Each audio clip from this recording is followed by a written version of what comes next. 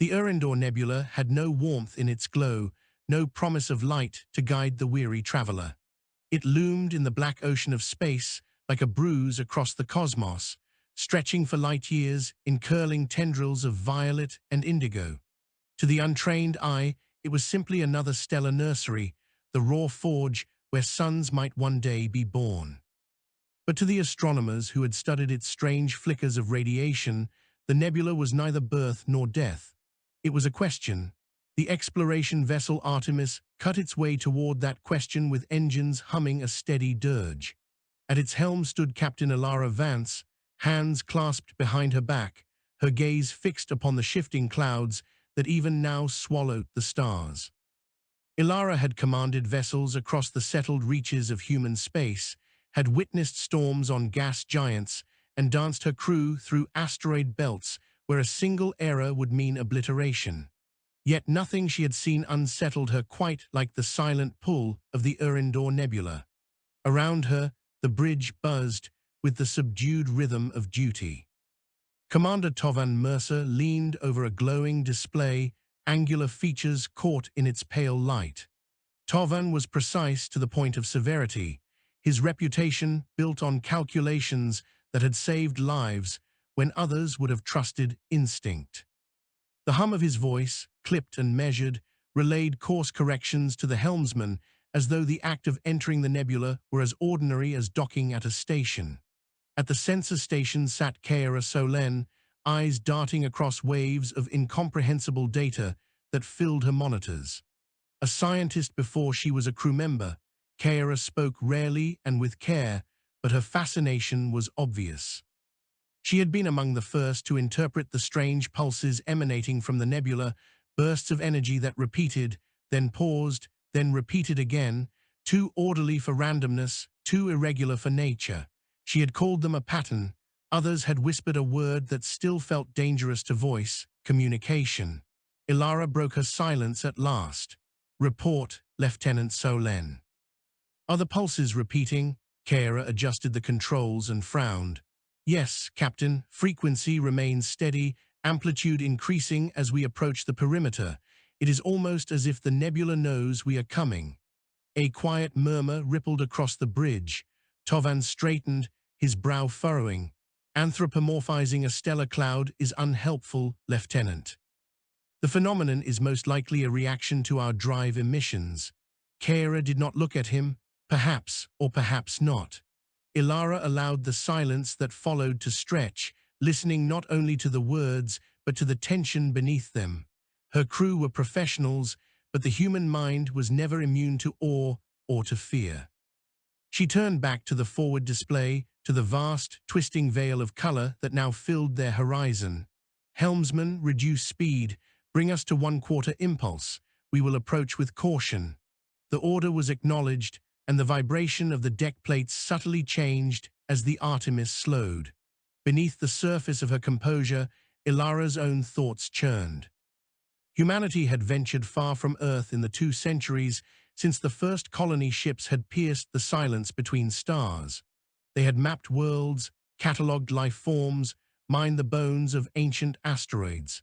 They had encountered mysteries aplenty, strange anomalies of physics, ruins that suggested civilizations now long dead, but never had there been proof of contact. Never had there been a voice in the darkness that might speak back. The Eryndor Nebula might be that voice, and if it was, humanity would be judged not only by what it discovered, but by how it chose to answer. "Captain," Tovan said suddenly, drawing her back, "I recommend we establish a safe orbit at the outer boundary. Prolonged exposure to the interference may compromise navigation systems." Before Elara could reply, Keira's voice rose. "If we hold back, we may lose the signal entirely. The energy bursts grow clearer the deeper we go. If it is a message, the source lies within the heart of the nebula." The bridge seemed to hold its breath. Elara let the debate hang in the air, weighing the 2 truths: safety against discovery, prudence against purpose. "We will proceed to the threshold," she decided at last. "We will hold there and analyze further before committing." Tovan inclined his head, approval hidden but present. Keira bit her lip, unwilling to argue further, yet unable to mask her frustration. Ilara noted both reactions without comment. Leadership was rarely about choosing the perfect course. It was about keeping a crew moving together even when their convictions pulled in opposite directions. The minutes stretched as the Artemis closed the final distance. The nebula loomed until it filled the entire viewport, a restless wall of luminous smoke. Lightning flickered deep within its folds, threads of silver energy arcing across distances too vast for the mind to measure. A low vibration shuddered through the hull, subtle but distinct. Lights on the bridge dimmed for the briefest heartbeat before steadying again. "Report," Ilara ordered. Kara's fingers danced across her console. "Sensors are receiving heavy interference." "But the pulses, Captain, they are shifting." "Shifting how?" "They are aligning with our position, almost like they are tracking us." Tovan's jaw tightened. "Coincidence. The interference is bending our instruments, nothing more." But Ilara could see the unease even in his disciplined face. She turned her gaze once more to the nebula. Its vast clouds writhed and shimmered, as though aware of the tiny vessel that now hovered at its edge. For the first time in her long career, Captain Ilara Vance felt the undeniable weight of being noticed. And with that weight came a truth she could not yet voice to her crew. Once you were noticed by the cosmos, you could never be forgotten again. The outermost wisps of the Eryndor Nebula curled against the hull of the Artemis like smoke against glass. From the bridge, it looked as though they had drifted into the maw of some ancient leviathan, its breath lingering from eons past. The colors shifted ceaselessly, crimson bleeding into emerald, violet folding into black. No star could be seen beyond, as though the nebula had swallowed the heavens whole. Captain Ilara Vance stood tall at the forward display. Her eyes, steady and unreadable, reflected the storm of color. The first impact of the nebula's influence had been subtle, lights flickering, a soft vibration, but it had carried with it a whisper of warning.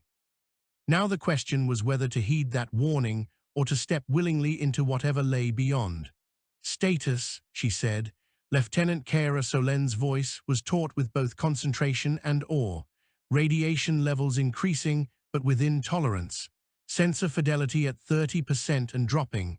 The pulses are still present, stronger now, clearer. Captain, they almost sound like syllables." Commander Tovan Mercer turned sharply toward her. His uniform was immaculate, his posture a line carved in iron. "Lieutenant, refrain from drawing linguistic conclusions without evidence. Random fluctuations can resemble speech if one is already expecting it." Kara's lips pressed into a thin line, but she did not back down. "With respect, Commander, I know what random fluctuations look like. This is structure, repetition, it has cadence." Ilara raised a hand, stilling the budding argument. She had expected this. The nebula's strange voice was as much a test of her crew as it was of their instruments. She could not afford division, not here, not now.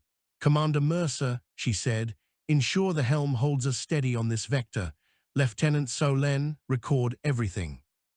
I want every frequency analyzed, every wavelength mapped. We will let the data speak before we do." The bridge resumed its rhythm, though tension lingered like static in the air. The ship pressed deeper. The moment they crossed the threshold, the Artemis shuddered as if struck by an unseen wave. The lights dimmed again, not flickering this time, but bending, softening into hues that mirrored the nebula outside. Shadows lengthened in strange directions. A low hum reverberated through the deck plates, not mechanical but resonant, like the vibration of a cathedral bell struck from within. "Systems check," Ilara commanded.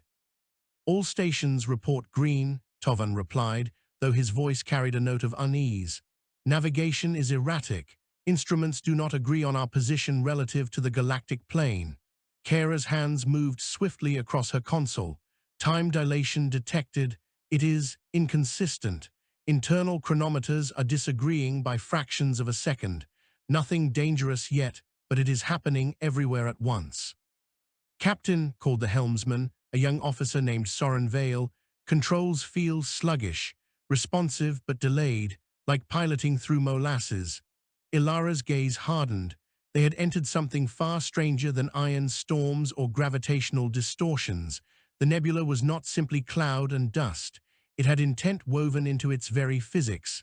"Maintain course, helm," she ordered. "If we are inside a current, we ride it until we understand it." The crew obeyed, though unease gnawed at them. Minutes passed, or perhaps it was longer. Time was no longer a trusted companion.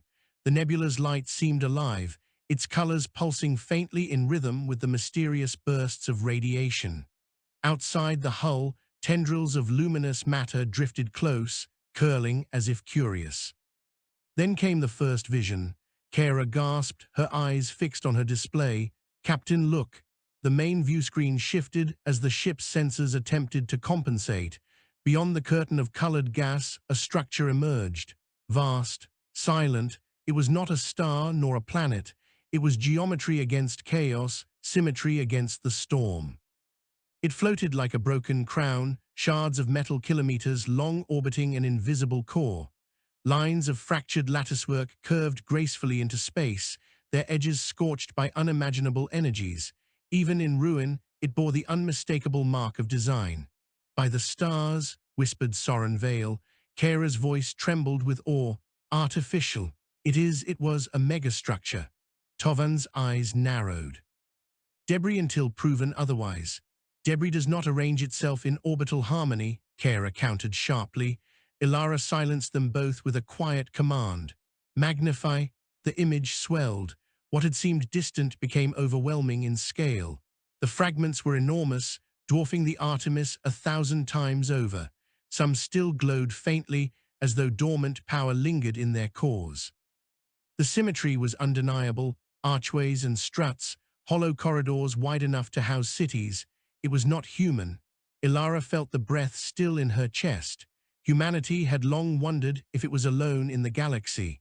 Here was an answer written across the bones of the void. Not a living civilization, perhaps, but proof that others had reached for the stars before them. Proof that intelligence beyond Earth had once shaped matter on a scale humans could barely comprehend.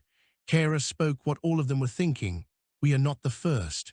For a long moment, silence reigned on the bridge.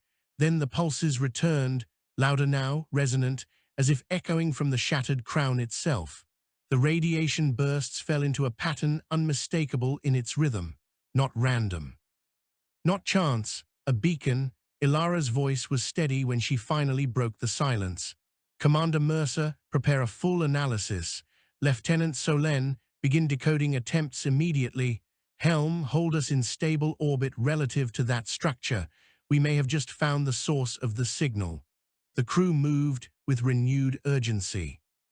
Yet in the quiet between commands, Ilara allowed herself a private thought she would never share aloud. If the Eryndor Nebula was a question, then this broken monument, this beacon pulsing in the dark, was an answer. The only question was whether humanity was ready to understand it. The ruin drifted in silence, a monument to an age no human eye had ever seen. The fractured arcs of its design glimmered faintly, their edges scorched and pitted, but the geometry remained too precise to be the work of nature. From the orbit of the Artemis, it seemed less like a ruin and more like the bones of some slain giant, floating endlessly in the nebula's embrace. On the bridge, every crew member was locked upon the sight. Some leaned forward, as though closeness might bring understanding. Others sat back in their chairs, unwilling to invite whatever weight pressed invisibly from the ancient structure. Captain Ilara Vance stood motionless at the center, eyes fixed on the viewscreen. She felt the quiet hum of her ship beneath her boots, the pulse of the engines steady against the anomaly around them. Yet the nebula's presence gnawed at the edge of her senses. It was not noise, it was not chaos, it was attention. Lieutenant Kara Solen's voice broke the silence. "The pulses are stronger here. Each burst is aligning perfectly with the rotation of the fragments. It is as if the structure itself is a resonant chamber." Commander Tovan Mercer's reply came clipped, precise. A harmonic echo, nothing more. Stellar winds interacting with metallic debris could create repeating patterns. Kara shook her head, her dark hair falling forward as she tapped commands into her console. No, Commander, look at the intervals. 17 seconds, pause. 17 seconds, pause. That is not weather, that is intent. The two locked eyes, tension sharpening the air. Ilara let it stretch a heartbeat longer, then lifted her hand. Enough. Opinions will not guide us, data will. She turned her gaze back to the display. Transmit a probe. I want close-range analysis. Understood, Tovan said, already signaling the launch bay. A moment later, the ship shuddered softly as the probe was released. On the screen, a streak of silver darted away from the Artemis, cutting toward the skeletal monument. Its lights blinked, a fragile flame against the vast, broken crown. The feed came alive. Cameras swept across the surface of a colossal arch, revealing pitted metal marred by millennia of collisions. Strange markings etched the structure, half erased by time, lines that curved and intersected in ways too deliberate to be fractures. Kara leaned closer, her breath catching. That is writing, symbols at least. I can detect pattern symmetry. Captain, this was a language. The probe skimmed deeper, threading through gaps where corridors once lay. Shadows swallowed its lights, broken only by flashes of reflective surfaces within. Cavernous chambers appeared, wide enough to house cities beneath the arches of their ceilings. Many were torn open to the void, their walls fractured outward as though something had burst from within. Energy readings faint but present, Tovan reported, his tone unchanged though his shoulders had stiffened. Residual power, perhaps. The core of the structure may still be active. Kara's voice trembled, but not with fear, with awe. If there is a core, there may be memory. Archives. Captain, this is the find of the millennium. Ilara did not answer immediately. Her eyes were drawn to the images of the torn chambers, to the jagged edges where metal had been forced apart. This place had not simply decayed. It had suffered violence. Commander, she said quietly, do you see what I see? Tovan gave a curt nod. Yes, Captain, this was destroyed, and not by time alone. The words settled upon the bridge like dust. The probe pressed onward, deeper into the ruin. Suddenly, the feed stuttered. Static flared across the screens. The image blinked, cleared, then blinked again. Kara's hands flew across her console. Interference increasing. Something is wait. Her eyes widened. The pulses are changing. The bursts of radiation, once steady, now rose and fell in sharp succession. A new rhythm emerged, insistent, precise. Kara whispered half to herself. They are answering. Answering what? Tovan demanded. She turned toward him, her face pale, her voice trembling. Answering the probe. The bridge fell silent. On the screen, the probe hovered near a vast chamber at the center of the structure. Its lights swept across a sphere of crystalline lattice, intact amid the ruin. The lattice pulsed faintly with violet light, perfectly timed with the bursts of radiation. It is alive, Kara said softly. Tovan's voice cut like a blade. Speculation. It is an energy reactor at most, a remnant device still functioning on automatic cycles. But Ilara knew better. She felt it. The nebula had noticed their ship the moment they crossed its veil, and now its ruined monument was pulsing in rhythm with their intrusion. She had led crews through storms, through the unknown, but never had she felt so distinctly observed. Captain, Kara whispered, it is calling to us. The crystalline lattice on the screen glowed brighter, as if responding to the words. For an instant, the pulse shifted into a pattern so unmistakable that even Tovan faltered. It was 3 bursts. A pause, 3 bursts again, the oldest code known to humankind, a signal for life. Ilara Vance drew in a slow breath, her decision already forming like steel in her mind. Commander Mercer, she said, prepare an away team. We are going inside. The hangar bay of the Artemis hummed with preparation. Floodlights washed over steel, illuminating the waiting shuttle with its matte black hull and stubby thrusters. Technicians hurried across the deck, checking seals, calibrating life support, securing the crates of equipment that might mean survival in the dark.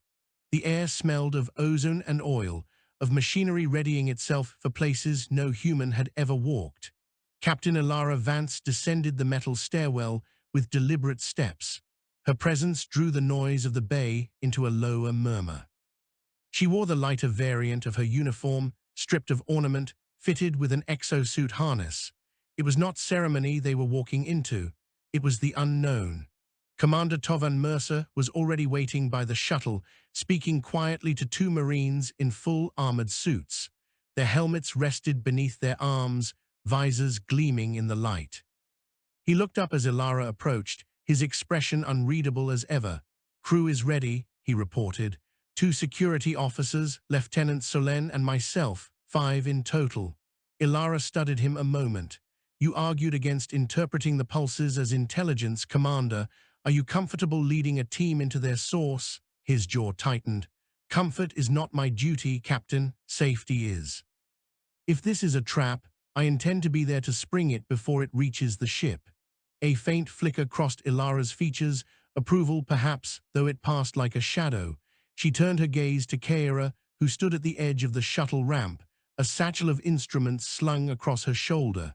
The scientist's eyes burned with restrained fervor. "You understand the risk," Ilara said. Kaira nodded, her voice steady despite the tremor in her hands. "Yes, Captain, but if that lattice holds what I think it does, it could be the greatest discovery in our history. We cannot remain outside forever." Ilara inclined her head.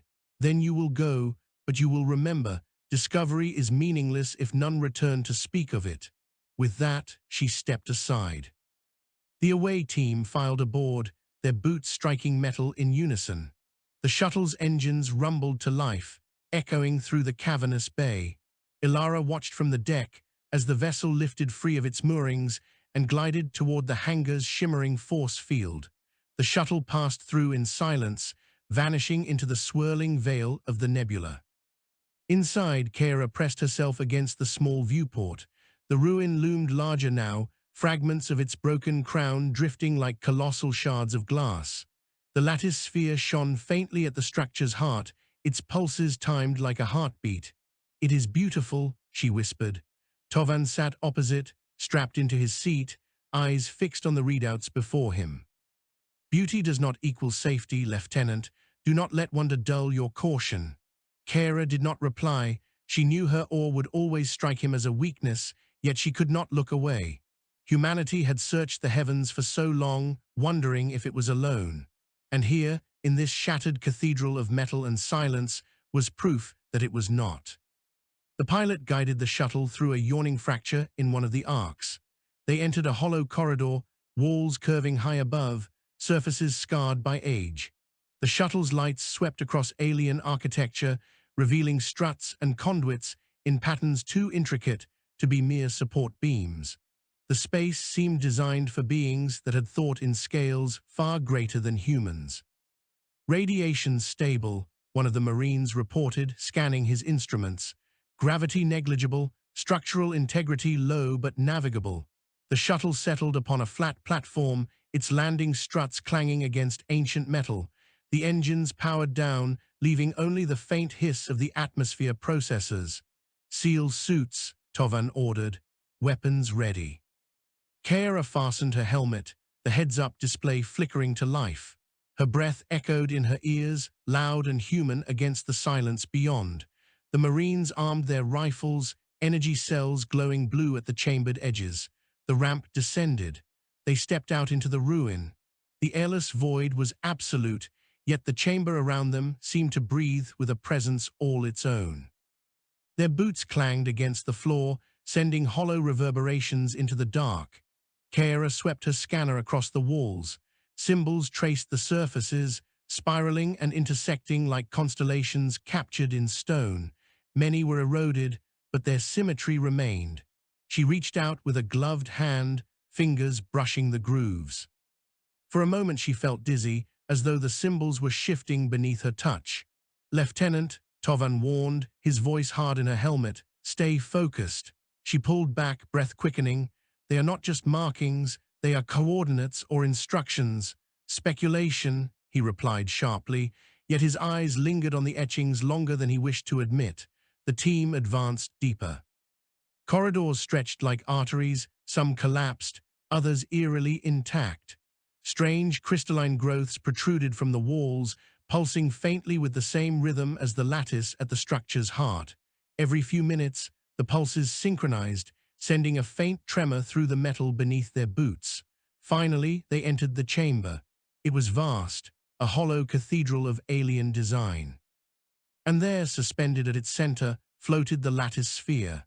It glowed with inner light, delicate strands weaving in geometric perfection. Its surface was neither solid nor fluid, but something in between, shifting, translucent, alive.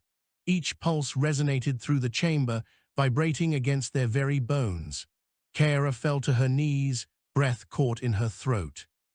"It is a memory core," she whispered. "It has to be, it is waiting."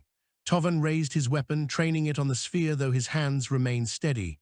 Waiting for what? The answer came without sound, a voice not heard but felt pressed against their minds like a tide. It was not words, not at first. It was impressions, longing, desperation, a weight of years beyond measure. Then the pulses shifted, and the impressions crystallized into something sharper. Shapes formed in their thoughts. A message: "We were here, we are still here. Do not let the dark consume what remains." Kara gasped, clutching her helmet. The Marines staggered, muttering half-formed words, their voices breaking. Tovan gritted his teeth, forcing the intrusion into order. "Captain," he said into his comm, voice ragged. It is communicating directly." Back aboard the Artemis, Ilara's voice came steady through their helmets. "Hold your ground, Commander. Whatever it is, do not let it break you." But even Ilara, listening from the ship, could hear the pulses through the open comm. 3 bursts. A pause, 3 bursts again, over and over. "The oldest code for life," whispered not in sound but in thought. Kara rose slowly, her eyes burning with awe. "It is not just a record, it is a plea." And as the lattice pulsed brighter, filling the chamber with violet fire, Ilara Vance realized that the nebula was not only watching them, it was waiting for an answer. The violet glow of the lattice sphere still pulsed behind them as the away team advanced through the cavernous chambers. It had not tried to stop them, nor had it demanded obedience. It had only spoken in the universal language of life, echoing across the gulf of time, "We are here, do not forget us." Captain Ilara Vance's voice followed them from the Artemis, steady across the comm. "You are entering unknown territory. Stay alert and report every anomaly. We cannot afford to misinterpret this place." "Acknowledged," replied Commander Tovan Mercer. His rifle remained raised, though its dark barrel looked small against the endless corridors that swallowed them. "Lieutenant Solen, keep your scans constant. Marines, watch every angle. We do not know what else lingers in this ruin." Kara Solen moved at his side, her portable scanner sweeping arcs of blue light across the alien walls. The etchings became more complex as they went deeper, no longer scattered markings but flowing sequences, like vast manuscripts carved into steel. Her voice trembled as she recorded.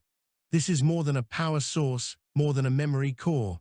This entire vessel is an archive, a library." Tovan's reply was as cold as the void around them. A grave. They passed through a shattered archway into a chamber larger than anything they had yet seen. Its ceiling rose so high that their suit lamps barely touched it. Rows of towering monoliths stretched into the distance, each formed of crystal shot through with veins of light. Many lay cracked or dark, but some still glowed faintly, as though breathing in rhythm with the lattice far behind. Kara approached one with reverence, her gloved fingers hovering just above its surface. "Captain," she whispered through the comm, "I believe these are containment structures, stasis chambers. Whatever civilization built this ark, they were trying to preserve themselves." The word ark silenced the channel.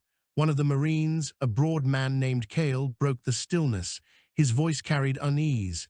"If these are stasis chambers, where are the occupants?" Kara's scanner beeped. Her voice faltered.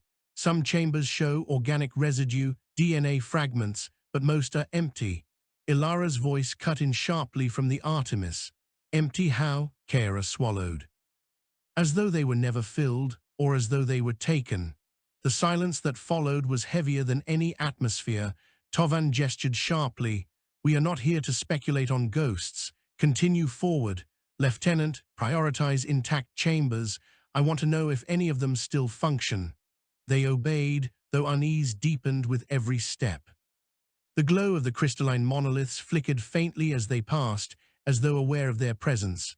Some cracked with sudden pops, sending shards scattering across the floor. Others brightened, their light pulsing in faint synchrony with the lattice behind them. Then Kara froze. "Commander," she whispered. Her scanner's display danced with irregular spikes. "There is movement, faint but real. Something is active in the chamber ahead." Weapons lifted in unison. The Marines shifted formation, every sound amplified by their helmets. Tovan signaled them forward, his own weapon steady. They entered the next chamber. At its center floated a smaller sphere, fractured but still alive with light. Unlike the great lattice they had left behind, this one was no monument. It was a vessel. Within its translucent surface, shapes shifted, shadows twisting like figures trapped in amber. The pulses grew louder, beating directly against their skulls. For a moment, Kara staggered, clutching her helmet as the impressions flooded her mind. They were clearer this time. Images, not just feelings. A people with luminous eyes building their crown of metal in the void. A storm devouring stars. A desperate exodus into the ark. The silence of waiting, the pain of abandonment. Her knees struck the floor. They were trying to survive, she gasped. This ark was their refuge. They fled something vast, and they failed. Tovan gritted his teeth against the flood. "Lieutenant, control yourself," but even he could not mask the tremor in his voice. The visions clawed at him too, dragging memories that were not his into the edges of thought. The smaller sphere pulsed sharply, and the shadows within its shell flared like embers. For a single instant, the figures became visible, humanoid in outline but elongated, fragile, with sweeping forms that seemed built for light rather than gravity. Their faces were obscured, but their posture radiated one clear impression, pleading. "Help us," Kara whispered, tears streaking the inside of her visor. "That is what they are saying. They have been saying it for millennia." The Marines shifted uneasily, fingers tightening on their weapons. One muttered, "Captain, with respect, this feels wrong. We should not be here." Ilara's voice came through the comm, low and resolute. "Withdraw if the threat becomes unbearable, but record everything. This is the most important discovery humanity has ever made." Tovan exhaled slowly, forcing his voice into control. "Lieutenant Solen, can you extract anything from the sphere? Data, fragments, anything tangible?" Kara wiped her visor with a trembling glove and steadied herself. "Yes, if I connect the scanner directly, I may be able to interface with the structure." "Do it," Tovan ordered. She stepped closer, her heart pounding, and placed the scanner against the sphere's surface. Light flared instantly, racing up the device and pouring across her suit. The pulse filled her mind, not with images this time, but with language. Words without sound, etched directly into thought. "We held the dark. We failed. You must not fail." Kara cried out, jerking back. The scanner in her hand overloaded, sparks flickering before it went dark. She stumbled, caught herself, and gasped for air she did not need in her sealed suit. "They warned us," she whispered hoarsely. "They were holding something back, something still here." Tovan turned sharply, scanning the shadows of the chamber. Weapons ready, whatever destroyed them may not be gone. The Marines lifted their rifles, beams of light slicing through the darkness. The smaller sphere flickered violently, its shadows writhing like trapped souls. Then, with a soundless crack, it split. Light exploded outward. The chamber filled with violet fire, not burning but searing into their minds. The impressions surged again, overwhelming, unstoppable. A storm devouring suns, a voice too vast to name. And a shroud, a nebula, alive, conscious, holding back the tide for as long as it could. And then silence. The smaller sphere collapsed, fragments drifting to the floor like shards of glass. Its light faded, leaving only the hollow glow of dead chambers around them. Kara's voice trembled in the aftermath. "Captain, the nebula itself, it is not just a cloud, it is what remains of them." Their last defense. Ilara's reply was quiet, almost reverent. Then we are not just inside a ruin, we are inside their tomb. The chamber lay in ruin behind them, its fractured sphere reduced to shards of crystalline dust. The silence it left was unbearable, pressing against the away team's helmets like a weight. Even the Marines, disciplined and armed, shifted uneasily as though the shadows themselves might close in. Commander Tovan Mercer's voice was steel, but it carried strain. "We are done here. Return to the shuttle, now." Kara Solen lingered, her eyes locked on the glowing dust drifting upward like embers from a dead fire. Her scanner was fried, but her memory burned with what it had shown her. A storm devouring suns, a plea carried for millennia, a nebula alive with thought. She could not walk away, not now. "Commander," she said, her voice trembling but firm, the smaller sphere was not only a memory core, it was a fragment of their consciousness, a piece of them still awake. Tovan's rifle remained leveled at the darkness, a hallucination. Induced by radiation, stress, or whatever corrupted this place. Kara shook her head, fighting the dizziness still clawing at her mind. "No, it was communication, and we have not heard the whole of it." The Marines exchanged glances through their helmets. One muttered, "Feels like we already heard too much." Before Tovan could respond, the airless silence around them trembled. The floor beneath their boots vibrated, not from machinery but from resonance. The violet glow returned, not from the shattered sphere, but from the very walls. Crystalline veins lit one after another, racing outward like lightning across a sky. Kara gasped, her voice breaking. "It is awake." Light flooded the chamber, and with it came the voice. Not sound, not even thought alone, but a tide of presence that drowned them. "You came, you are seen." The Marines staggered, clutching their helmets. One dropped his rifle, which clattered loudly against the alien floor. Kara fell to her knees, overwhelmed, her heart hammering against her chest. Tovan resisted longer, jaw clenched, eyes narrowed against the flood of impressions. He forced words through gritted teeth. "Identify yourself." The answer was not a name, it was an ocean. Images cascaded through their minds, stars collapsing, waves of fire sweeping across systems, beings of light and fragile form huddling in their arc. And always the storm, black and endless, its hunger swallowing suns whole. The voice returned, carved into their thoughts. "We were the wardens. We bound the dark. We gave ourselves to hold it. Now we are the veil." Kara's breath caught. The nebula, it is them, their entire civilization transformed. The resonance deepened. The walls flickered with streams of light, forming shapes that were almost faces, almost hands, before dissolving again. "We are breaking. The dark stirs. You must choose. Stand with us or let all fall." The chamber shook. Dust rained down in glittering streams. "Commander," Ilara Vance's voice cut through the chaos, sharp from the Artemis. "What is happening?" Tovan forced his words past the pressure in his skull. "Captain, the nebula, it is alive. It claims to be the remnant of whatever built this ark. It says it is failing." The silence that followed from the bridge was heavy, but Ilara's reply came swift and decisive. "Withdraw immediately. We will not risk the away team to riddles and illusions." Kara tore off her helmet, heedless of the stale, recycled air rushing in from her suit systems. She looked upward at the glowing veins, tears streaking her face. "Captain, this is not an illusion. They are begging for help. If they fail, whatever they held back will break free. We cannot ignore them." The light surged in response to her words, flooding the chamber with brilliance. The voice came again, its impression undeniable. "The storm returns. The wardens fade. You are the inheritors.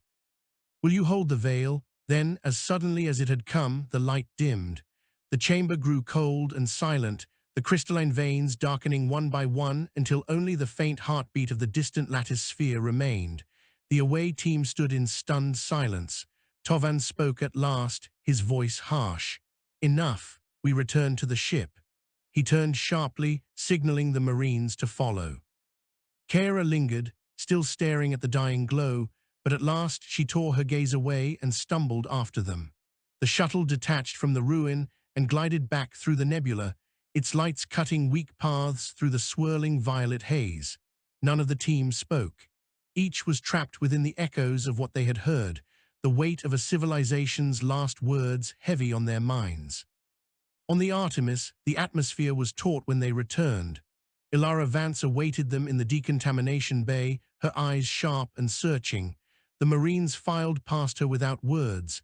Tovan removed his helmet last, his face ashen but composed. "They claim to be the nebula itself," he said flatly. "A fusion of minds, perhaps. They claim they are dying, and they want us to take their place." Ilara's eyes flicked to Kara, who still trembled in her suit.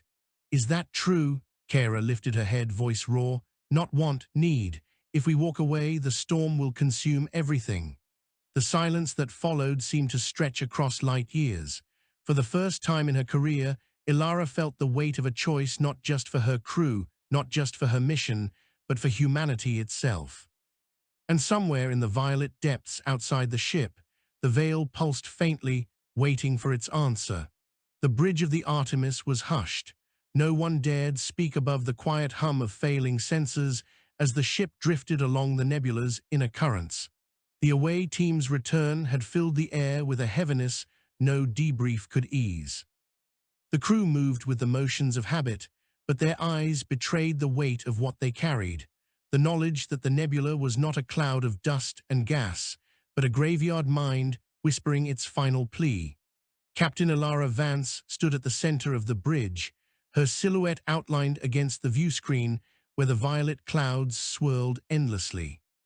Her hands rested behind her back, though she could feel the tremor of her heartbeat echoing in her palms.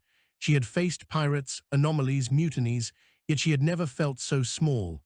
"Lieutenant Solen," she said quietly, "summarize the impressions from the lattice core, leave nothing out."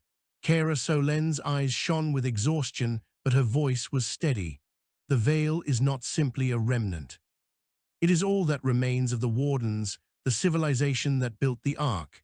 They transformed themselves beyond flesh, beyond bodies, to bind what they called the Dark." She hesitated, her throat tightening. "They are failing. The storm is returning." At her station, Commander Tovan Mercer adjusted his display, his voice cutting through the tension like cold iron. "We have no confirmation of what this storm is. It could be metaphor, hallucination, or projection." Kara turned on him, her voice flaring. "It was no metaphor, I saw it. Suns devoured like embers, whole systems swallowed. Whatever it is real." Ilara let their clash hang for a moment before stepping in. "Enough. Commander, bring up long-range sensor feeds. Filter through interference as best you can." Tovan complied, his fingers moving with brisk precision. The main screen flickered, fuzzed, then sharpened. The nebula's tendrils parted to reveal a faint distortion beyond, a shifting shadow darker than the void itself. The crew leaned forward instinctively. It was not absence, it was presence. Like a great tide, it rippled, bending the stars around it. Every so often, a faint spark flared along its surface, as if some swallowed sun were struggling to shine through before being extinguished. Soren Vale, the helmsman, whispered what none wanted to voice. "It is eating the light." Kara's voice was hushed. "The storm." A low murmur swept the bridge. Even Tovan's face tightened as he studied the readings. Gravitational signatures inconsistent with any black hole or singularity. The field expands and contracts irregularly. It is not a natural phenomenon. Ilara's jaw clenched. "Estimate its trajectory." Tovan's hands moved, his brow furrowed deeper. "It does not move linearly. It folds, appears, vanishes, the nearest projection." He paused. "If it expands again, this system lies in its path." Silence. Kara pressed a trembling hand to her console. "The Wardens bound it here. They gave themselves to hold it back. And now they are failing. Captain, if it escapes, if it spreads, it will not stop." Tovan exhaled slowly, as though steadying himself. "Even if what you claim is true, what can we possibly do? We are one ship. We do not possess the means to replace a civilization's sacrifice." Ilara's gaze swept her crew. "Perhaps not, but we are here for a reason. The veil chose to reveal itself now to us." She let her words settle, then added, "The question is whether humanity is prepared to inherit their burden." The bridge shivered, as though the nebula itself had answered. Lights flickered, and the viewscreen blurred. The presence returned, not just impressions, but a voice pressed into their thoughts with irresistible weight. You see it. The storm wakes. We cannot hold. Will you take the chain? The crew stiffened. A few cried out, clutching their temples. Others bit down against the flood of images, cities dissolving into fire, oceans turned to glass, stars winking out like dying embers. Ilara forced her voice into steadiness, addressing the presence that filled the bridge. What does it mean to take the chain? What would it demand of us? The answer came in impressions more than words, flesh unraveling, thought dissolving into light, a chorus of voices merging, becoming the nebula itself, a cage of souls to bind the dark. Kara wept openly. They want us to join them. To surrender who we are. Tovan's hand tightened on the railing. Unacceptable. Humanity has fought too long to carve its place in the stars. We will not become fuel for a dying ghost. The bridge erupted with murmurs, fear colliding with awe. Some faces showed horror, others fierce defiance, others the quiet spark of something dangerously close to devotion. Ilara raised her hand, silencing them. Her own voice was iron. Enough. We are explorers, not saviors. We will not decide this lightly. Until we know more, our course is caution. The nebula's light pulsed through the view screen, brighter, more insistent. The chain breaks. Time is short. Then the presence receded, leaving the crew gasping in its absence. The silence that followed was suffocating. At last, Tovan spoke, his voice flat but steady. Captain, we must consider another possibility. If this storm is real, and if the veil fails, then the knowledge we now possess is a weapon. Humanity could use it to prepare, not to sacrifice itself, but to defend itself. Kara turned on him, fury breaking through her exhaustion. You would weaponize their last plea. They asked us to preserve, not to exploit. Tovan met her gaze coldly. Survival requires strength, not sentiment. Ilara's hands curled behind her back. She said nothing, not yet, but within her, the weight of the warden's dying voices pressed against her every breath. The storm was coming, and humanity would have to choose. The Artemis drifted within the violet haze, its hull haloed by the faint glow of charged particles. The nebula's currents had grown unsettled, surging with invisible tides that made the ship's stabilizers groan. Every member of the crew felt it, the sense of something vast and restless, pressing against the fragile boundary of their reality. In the wardroom, Captain Ilara Vance stood before her senior officers. The chamber was dim, the violet light from the nebula casting sharp shadows across their faces. We are at a precipice, she began, her voice calm but heavy. We have learned what the veil is. We have seen the storm. Now we must decide how to act. Commander Tovan Mercer sat rigid, hands clasped tightly before him. His voice was sharp, precise. Captain, we should reject their request outright. Humanity cannot afford to dissolve itself into a graveyard of alien minds. What the wardens chose was extinction disguised as duty. That is not our path. Kara Solen leaned forward, eyes bright with unshed tears. You did not feel what I felt in that chamber. They were not asking us to die, they were asking us to continue what they began, to hold back something too vast for any weapon. If we turn away, the storm will devour more than just us. It will take everything. Speculation, Tovan snapped. Kara's voice rose, trembling with passion. It was not speculation, it was truth carved into my bones. I would rather give myself to their light than live to see a galaxy stripped bare. Murmurs rippled through the room. Several officers exchanged glances, some leaning toward Kara's conviction, others toward Tovan's pragmatic defiance. The divide was visible, widening like a crack in glass. Ilara lifted a hand, silencing them. We are explorers, not martyrs. Yet we are also not predators who strip ruins for power. This ship will not fracture into zealots and opportunists.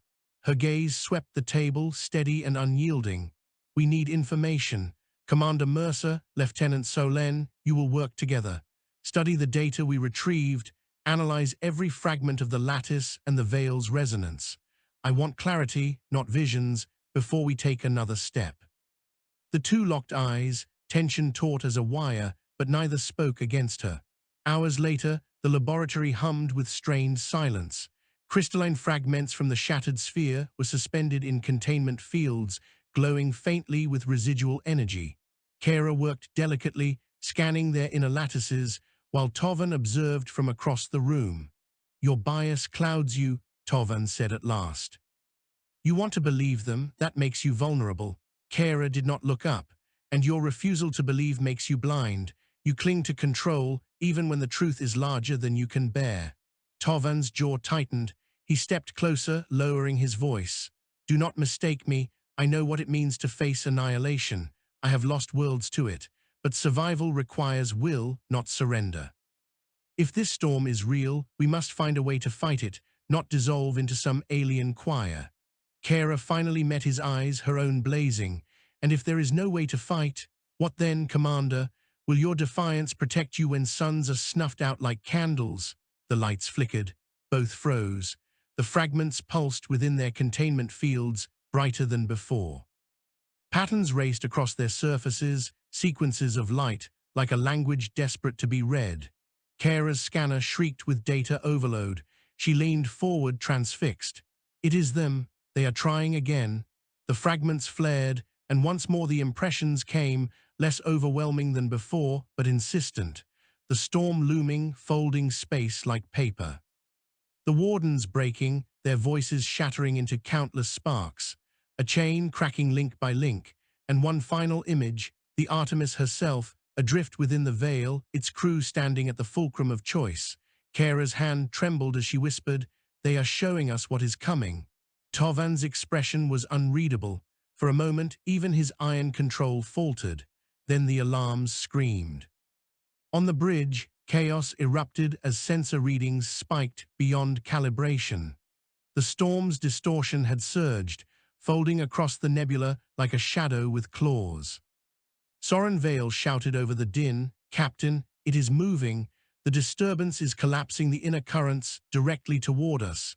The viewscreen convulsed with static, then cleared just enough to show the darkness swelling against the nebula's violet glow. Like an ocean wave, it was rising, stretching, devouring. Ilara's voice cut through the panic. "Helm, evasive pattern. Engines to maximum thrust." The Artemis lurched as the engines roared. The nebula's currents bucked against them, plasma waves striking the hull like thunder. Kara burst onto the bridge, her voice urgent. "Captain, it is not just random movement. The veil is weakening. The storm is sensing us. It is drawn to us."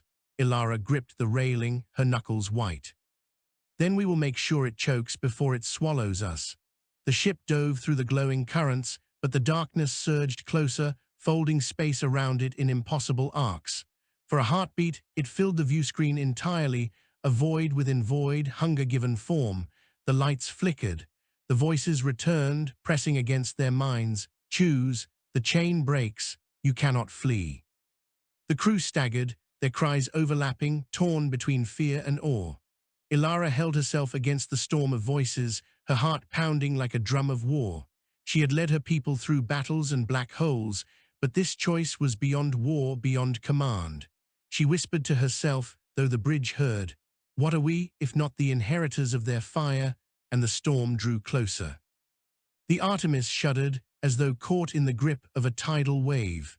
Consoles sparked, the deck quaked, and every breath on the bridge carried the taste of fear. The storm was upon them, a shadow vaster than worlds, folding through the nebula like a predator through water. On the viewscreen, it loomed, an absence that bent starlight, an abyss that seemed to reach into the marrow of those who looked at it. "Shields collapsing," shouted Soren Vale at the helm. "We cannot outrun it. Its folds are closing every trajectory." "Engineering reports hull stress at 90%, barked another officer. "We are being torn apart by the currents." Captain Ilara Vance stood unyielding at the center, though her knuckles whitened on the railing. "Steady, no panic, we hold." The storm's presence pressed against them, not merely outside but within, as though its hunger reached through their thoughts. Crew members staggered, clutching their heads. Whispers not their own filled their ears, voices that promised release, voices that promised nothingness. Then, above that abyssal whisper, the veil returned. "Hold, we hold, you must stand." The nebula blazed around them, its violet light surging brighter, forming great luminous arcs that lashed against the storm's darkness. For a moment, the storm recoiled. The bridge was flooded with the soundless impression of countless voices, straining, fracturing, breaking. Kara Solen fell to her knees, tears streaming down her face. They cannot hold it anymore, they are unraveling. The impressions grew clearer. Chains of light, once strong, now brittle, countless wardens dissolving into sparks, their voices fading like echoes. The final link snapping one by one, and the last link, human hands, take the chain or all falls. The storm surged again, battering the ship. Alarms shrieked, sparks rained from the ceiling. A marine at his post was hurled to the deck by the impact. Commander Tovan Mercer gritted his teeth, forcing his voice above the chaos. "Captain, this is madness. We cannot submit to extinction. If we yield to them, humanity dies with us." Kara's voice broke, fierce and desperate. "If we refuse, the galaxy dies with us.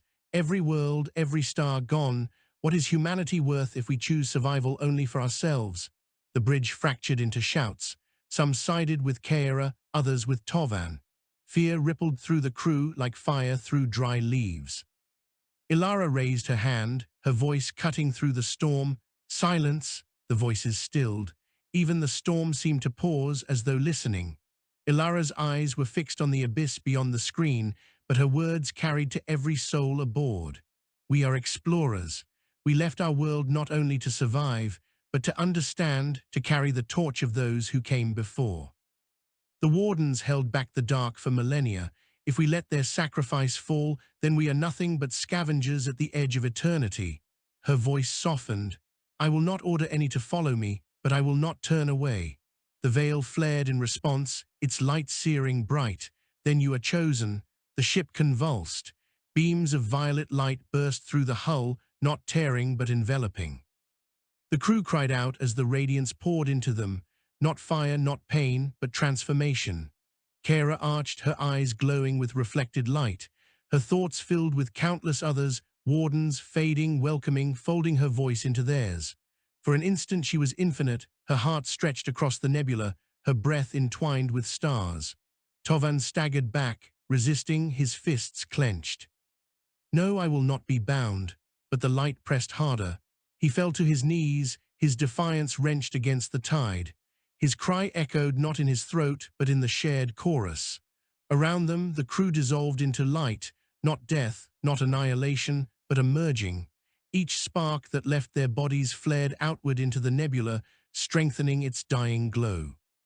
The storm roared, pressing against the expanding barrier of the veil, but for the first time in eons, the chains grew strong.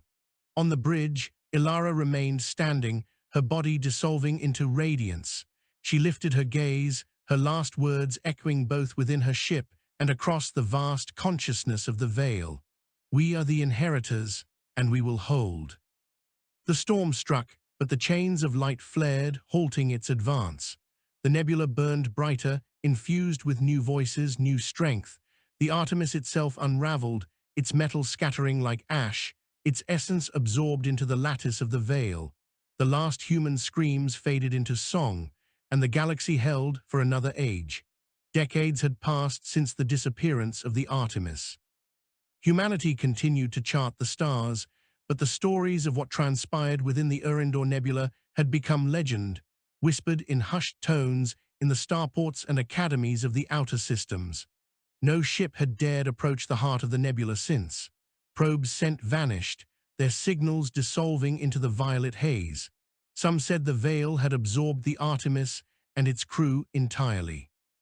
Others claimed that the storm, the dark the wardens had once bound, was held in check only by the chains now forged with human will. Yet in the quiet moments aboard far-flung stations, those attuned to the nebula claimed to hear pulses. 3 bursts, a pause, 3 bursts again.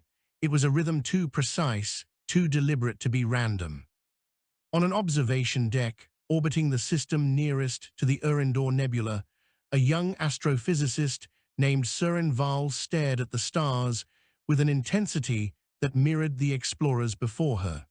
She traced her hand across the console, reading the faint interference patterns in the nebula's outer layers. Captain Alara Vance, she whispered, a name passed down in history in whispers and data archives, and all who followed her, did they hold it? Her assistant, a quiet man named Jorek, glanced at her. Records suggest yes, but how? The storm remains. Some say it waits, watching for the next who will inherit the chain. Surin turned back to the nebula. The violet clouds shimmered like liquid glass, curling, breathing, and holding secrets beyond comprehension. She felt it tug at her mind, subtle, insistent, as if the veil still tested humanity's resolve. Not all chains are meant to be broken, she murmured. Some are meant to endure. Across the void, faint pulses raced along the nebula's edges. Light and shadow intertwined, weaving arcs that suggested form and intent. Somewhere deep inside, the veil stirred. The echoes of the wardens, of the humans who had merged with them, continued to resonate, a song that stretched across light years. Surin watched as the nebula shifted. For a heartbeat, she thought she saw a silhouette among the violet glow, figures standing tall, radiating light into the dark. And then it was gone, leaving only the lingering rhythm. 3 bursts, a pause, 3 bursts. The galaxy held its breath, and far beyond the storm waited, patient, watching, but for now the chain remained unbroken. Humanity had inherited the burden, and the veil pulsed, alive, a testament to courage and sacrifice across eons. In that moment, Surin understood what the explorers had known all along. The universe was vast, indifferent, and dangerous, but it was also alive, carrying memory, intent, and the faint hope that even a single species could rise to meet it. The nebula shimmered, a heartbeat in the dark, and the story of the Artemis became legend, a caution, a promise, and a challenge to every human who would ever look to the stars and wonder if they were alone. 3 bursts, a pause, 3 bursts again, and somewhere deep inside the veil, the echoes of humanity sang alongside the wardens. The universe waited, patient and eternal.